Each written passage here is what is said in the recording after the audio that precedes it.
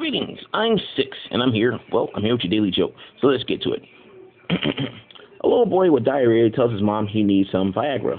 The mom said, "What on earth do you need Viagra for?"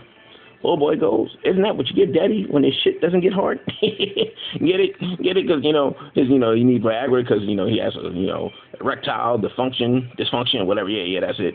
I know how that feels. No, I don't, because I'm a puppet, and I don't have that because, can I even get an erection?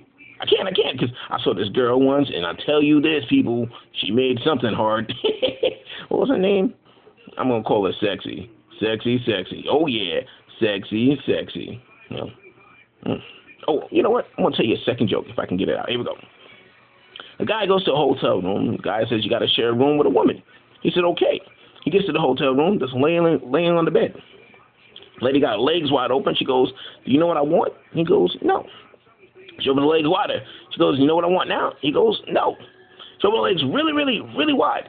She goes, "You know what I want now?" He goes, "Yes." "You want the whole goddamn bed." Hey, gotta go. Bye. You heard that when he was a kid.